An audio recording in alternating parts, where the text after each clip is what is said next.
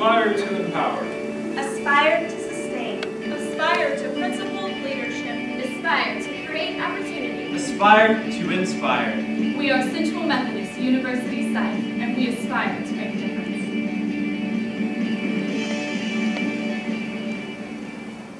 Founded in 1854, Central Methodist is the only United Methodist Church-related university in Missouri and welcomes qualified men and women from all faiths and from diverse backgrounds. Its wooded historic campus hosts a faculty of teachers, mentors, and scholars dedicated to providing extraordinary attention to the individual learner, allowing Joe Garrett, a junior double majoring in business and computer science from Arnold, Missouri. Our liberal arts and pre-professional programs are centered on a character core that has twice brought Central Methodist University national recognition and leadership of a character education. My name is Kayla Calvin from Troy, Missouri, and I'm a junior majoring in business education. Central Methodist University is the largest employer in a county with no major industry. Located 30 miles west of Columbia, Missouri, Fayette is a community of about 2,700 residents. This year marked our second consecutive year of record enrollment of over 1,000 students. I am Cassie Ebersmeyer, a senior accounting and business management major from Troy, Missouri. Central Methodist prides itself on being a school of opportunity. More than 50% of our students are first-generation students, and 80% hail from rural Missouri towns. Hello, my name is Adam Morton. I'm a junior business major from Kirksville, Missouri. We thank you for volunteering your time, and we're proud to be with you today. In September 2004, a Sife national representative initially visited CMU to establish a campus chapter. In fall 2009, Becky Helms, our program manager, was invited to support our team as we kicked off an ambitious sixth year, built upon the momentum of a remarkable rebuilding effort last year. Her visit energized our small but motivated 23-member team. My name is Emily Platt, a senior from Eldon, Missouri, majoring in accounting.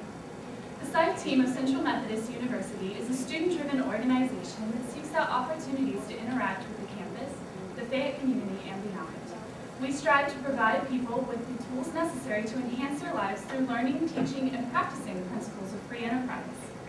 We are proud of the responsibility of making a difference in the community and of upholding Sife's highest standards. I am Lisa Scrivener, an international business and Spanish major from Peculiar, Missouri. Our presentation is organized to follow the Sife judging criteria, as is our annual report. Note that most projects fall into many criteria areas, and these are cross-referenced at the back of the chart in the annual report. All the projects we completed were to fulfill specific needs, which are also outlined for you. I was in charge of producing the annual report, and I hope you'll find it very informative. Our team aspires to instill in others the understanding of how a market-based economic system operates by creating meaningful economic opportunities for others through 4 projects. Our Kitty Economics project represents a simple and powerful example. The state of Missouri's Department of Elementary and Secondary Education requires kindergarten teachers to introduce the economic concepts of scarcity, wants versus needs, opportunity cost, and cost-benefit analysis. For the past 6 years, CMU Sife has visited Missouri elementary schools to educate kindergartners on these topics using age-appropriate techniques. We introduced the lesson by writing the words opportunity cost on a large sheet of paper. As a pre-test, we asked the students to define the term. They generally responded with such ideas as being responsible, being nice, and being fair. Are you smarter than a kindergartner? Do you know what opportunity cost is? To explain these ideas, we read the students Berenstein Bears' Trouble with Money by Stan and Jan Berenstein. We presented the ways the bears spent, earned, and even saved their money. The kindergarten class learned that saving money is a great alternative to spending everything and allows them to buy more over time. We then asked the students to choose one toy or one piece of candy from the treasure bag. The students demonstrated an understanding of the concepts, and one student even expressed that she chose a toy because it will last and the candy will be gone soon, a direct cost-benefit analysis. Teachers consistently invite us to return and have expressed appreciation for our continuation of this project. Next year, we anticipate renewing this project by integrating the concept of want versus need. This will enhance Kitty Economics and help children overcome the challenge of distinguishing what they want and what they actually need in life. Something we all need is a nourishing meal, but recent economic events have hit some Howard County residents especially hard. This has overtaxed our local food bank, according to Manager Jill Chandler. This year, we upheld the common mission of Students in Free Enterprise by participating in the Campbell's efforts to camp hunger. We did because doing so was especially relevant locally. Our team helped the local food bank develop a marketing strategy that entailed our distribution of more than 1,000 flyers at the local supermarket regarding Fayette area hunger statistics and encouraging our shoppers to donate. we collected nearly 600 pounds of food during our 3-day campaign last fall. Surely you know that food donations hit an all-time high during the holiday season, but did you know that food donations hit an all-time low in the spring, just before hundreds of students will be sent home for the summer where they will not receive a decent meal? This prompted us to schedule a Friday forum in March to spread hunger awareness on our campus and in the community during the spring months. Our speaker, John Wempler, the food drive director of the Mid-Missouri Food Bank, discussed the impact of hunger on communities and helped launch our Kick Hunger to the Curb campus fundraiser. Adam Morton was interviewed by a local radio station about our events and the needs we were addressing. We are proud to report that we raised enough to feed 2,300 people a good solid meal. 6 side projects focused on our aspiration to help others acquire the education and skills training needed to succeed in a dynamic, competitive global economy. Our projects, Women Only Extreme Makeover, From Student to Professional, and Dress to Women Only, made a great impression on students and faculty. Many students have no idea what is professional dress or how to dress for an interview or in their future careers. We partnered with Linda Lorenz of CMU's James C. Delaney Jr. Career Development Center, Macy's Department Store, and Joseph A. Bank to produce 2 Dress for Success events. For Women Only Extreme Makeover, Dress for Success, Kate Kerner of GlaxoSmithKline gave a presentation on what employers seek in an interview and how students should prepare for an interview. A fashion show followed the event with 3 Central Methodist Sife members dressed casually and then professionally. Macy's lent the team a collection to illustrate what should be worn for an interview and how to appropriately accessorize.